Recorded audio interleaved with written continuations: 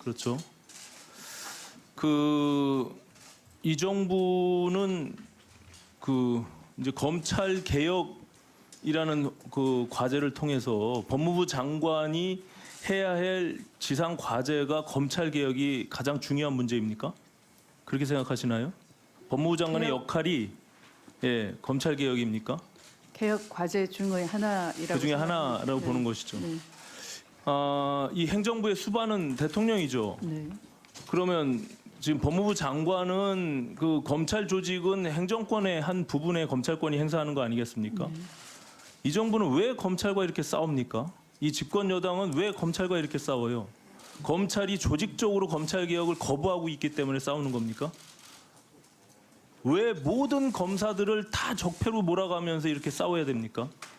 장관이 되면 그런 식으로 검찰을 인식하고 바라보면서 장관의 역할을 제대로 수행할 수 있습니까? 일부 과거에 정치검찰이 분명히 있었습니다. 잘못된 오류나 왜곡도 있었습니다. 하지만 그 부분을 바로잡는 거 하고 지금의 검찰 조직 모두를 집권 여당이 더군다나 청와대가 검찰과 맞서 싸우면서 국민들을 이렇게 불안하게 만드는 이 무능하고 무책임한 이 정권 5선 국회의원 하면서 보신 적 있습니까? 그런 정권이 있었습니까? 과거에? 정말 한심합니다. 제가 봐서는.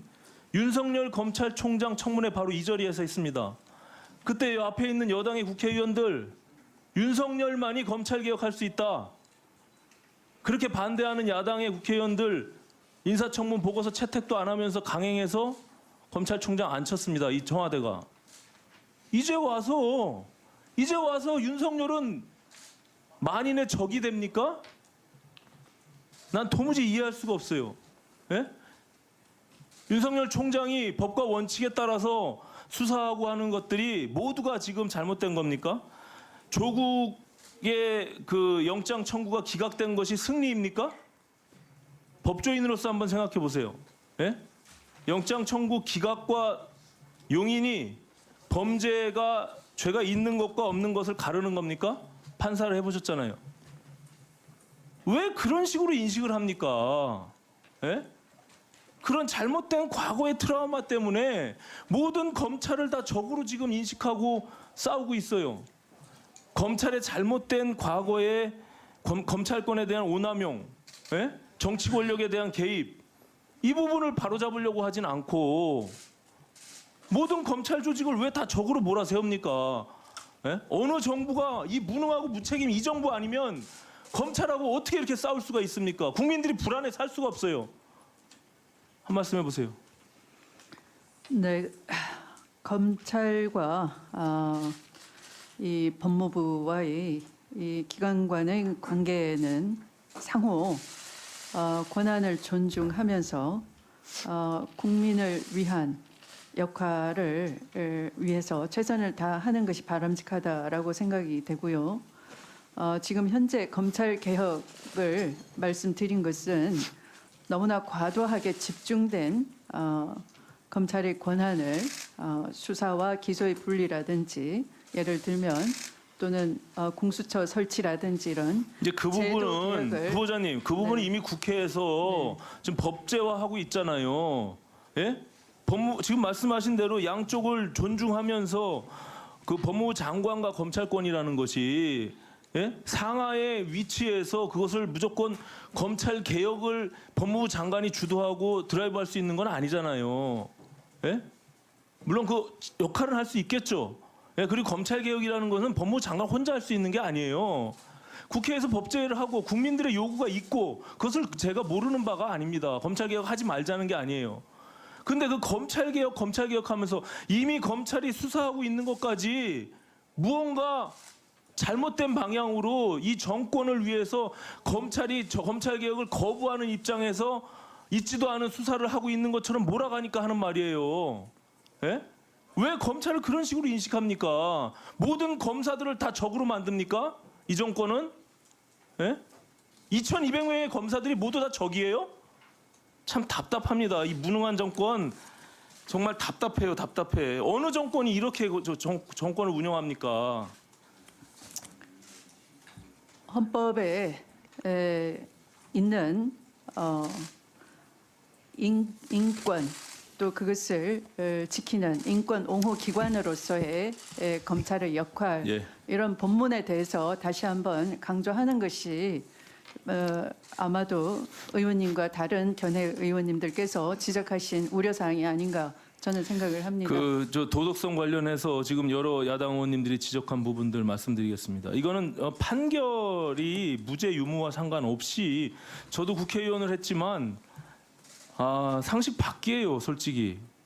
그리고 과거 김기식 금감원장 후보자의 경우와도 흡사한데 낙선한 후에 정치 자금을 몰아쓰기 하는 그런 전형적인 행태를 보이신 거예요. 예?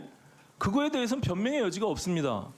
그 당시 2004년도 법이 어찌 됐건 간에 그거는 그 당시의 잔여 금액을 공익법인에 아니면 정당에 귀속시키라는 것이지 공익법인에 기속시켰습니다. 쓴 다음에 다시 받아서 귀속시켰잖아요. 내 것으로 사적으로 쓴 다음에 사적으로 쓰지 않았습니다. 아니 어쨌든 출판 기념회든 개인 차량이든 일단 사용한 다음에 그 다음에 법인에다 귀속시킨 거예요. 남은 금액을 고스란히 그냥 정치 법인이나 활동이 국회의원에 낙선했다고 해서 정치 활동을 접지 않은 그러니까 이상 그 판결문에 정치 그렇게 돼 있는 거 활동은 알고 있습니다. 계속된다라는 취지입니다. 그거 알고 있어요. 그 당시에는 그것이 용인됐다는 거 그리고 판결문에도 적혀 있는 거 알고 있습니다. 하지만 국민적 정서에는 맞지가 않는 거예요.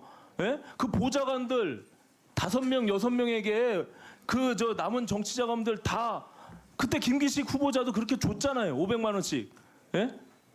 그것이 지금 적시가 돼 있고 개인 차량으로 샀는데 그 개인 차량은 기존에 다이너스티라고 하는 차량을 갖고 있으면 그 다음에 조사가 들어가니까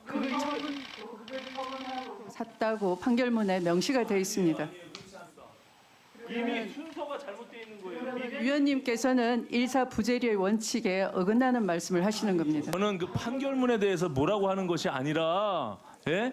그것을 이미 도덕적으로 국회의원 그동안의 재선 의원이었고 또 그 이후에도 지금 고급 피트니스에 대한 회원권을 받은 것도 불과 5년 전에 19대 국회의원 때 일이에요. 예? 고급 그렇게 피트니스 무감각하게- 회원권을 받은 사실이 없습니다. 그걸 사용했잖아요. 어쨌든 사용한 바 없습니다. 사우나는 사용했다고 썼잖아요. 여기다가 예? 사우나 사용한 거 아니에요? 어쨌든 자기 지역구에 있는 고급 피트니스에서 그런 것을 제공할 때 무감각하게 그냥 받습니까? 어느 국회의원이 받지 그렇게 합니까? 않았습니다.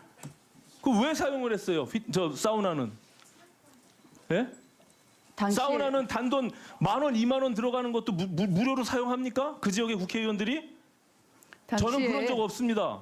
당시에 판촉용이 있었고요, 홍보용이 있었고. 그 판촉 홍보용을 그래서 받아서 제가 지역 정치인으로서 지역 구민을 만나기 위해서 어디서든 가는 처지, 또 가야 되는 처지였습니다. 그거 진짜 도덕적으로 저는 이해가 안 돼요. 예? 4선 국회의원이 아무리 판촉 홍보용으로 사우나권을 준다고 해서 그걸 가서 그냥 아무런 스스럼 없이 그냥 이용합니까? 지금 시대에? 저는 도무지 이해가 안 돼요. 그 10,000원, 20,000원짜리라도 함부로 받을 수 없는 게 지금 현실의 국회의원인데 불과 5년 전에 19대 국회의원 때 그런 것을 아무 스스럼 없이 판촉용이니까 내가 했다라고 지금 말할 수 있습니까?